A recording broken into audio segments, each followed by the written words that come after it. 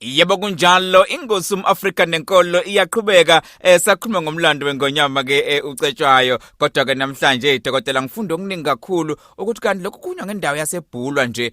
ukuthi kanti le ndawo eqanjwe kanjani iqanjwe ngobani nokuthi lo muntu eqanjwe ngayo umuntu wabe nesandla ekudliweni kwenkomo zengonyama wathi noma eseyidlileke uBhulwa waphinde waqhubeka wathi umbuso wamaNgisi wawuvumela ukuthi ingonyama ocetshayo inikeze ezinye izikomo ekubuyeni kwayo ekudingisweni khona nje kodwa hayi uzomnika lezi uma kwenzeke buyo lezi ikomo zazibhekwe wayemele umbuso wamaNgisi kwaZulu wayemele umbuso wamaNgisi kwaZulu uyazi ubani lo macengwana uMelmoth Osborne hayo uMelmoth Osborne yoba kune dolpho kuthiwa uMelmoth libizwe ngobucindezeli ingakho sithi thini semthonjaneni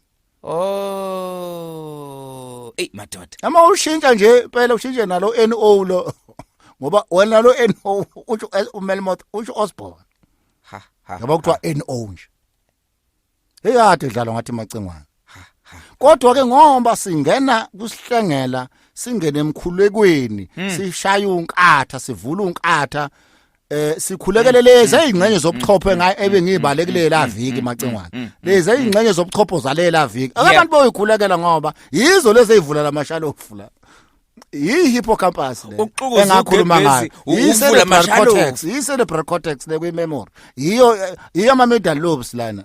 yiphilo ngalabona ngithi fita ezinye izinto ezikhona lapho kumetulo oblongata sivusa lezi zinto lezi ba bazaza amaAfrika ngoba isikhathi sesifikile ukuthi manje sikhuluma amaqiniso sidecolonize i-education esaseyinikiwe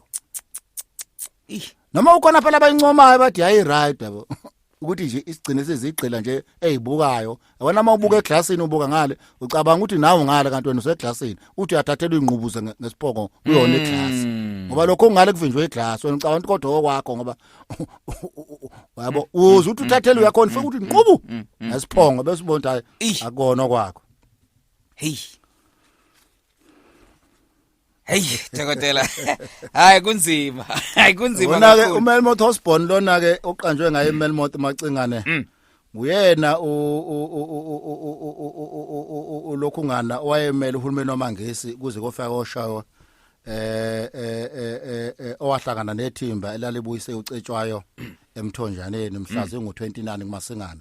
1883 lapho ethula khona izinkomo eziwu311 njengokuyalelwa umbuso uBhulwa kuyacaca ukuthi izinkomo zesilo ocetshwayo zaziningi ngoba esikhundleni sokwethula kwezinkomo eziwu200 ngoba babeqala bathi u200 belongana kodwa bagcina bebuyisa up to 311 kanti kwazi inqwabi inkomo ezathathu hey kulungile dokotela asibambe lapho ngenxa yesikhathi ngoba ke kukhona engifuna sikubheke kodwa sisokubheka kahle ngesonto lizayo la sifuna ukubheka sigxile khona ukuthi inkosi masibusa yabusa kanjani nokuthi imuphi lonoxhaka wasucushiwe icushelwe wona nokwenza ukuthi inkosi igcina isibusa isikhathi esincane kakhulu lapha ke empeleni ingonyama lapha ke ucetshwayo kaMpande okubuhlungu kakhulu kwase umncelebane nobushompe kwase kuvukile futhi kwaba nokuyikhona lapha ke okwadayisa lapha ke ingonyama kodwa ke sokubheka sigxile lokho ngesonto elizayo akusho mina kusho umlando ekhona noma kanjani usomlando uDr Ngogi Mahaye uzobe khona ngesonto elizayo inhloboshane ethelebusika nehlobo kanti nakhona ama podcast ithelile inhloboshane nivakashele uKhozi FM nibheke nje lapha ke ama podcast ku www.ukhozifm.co.za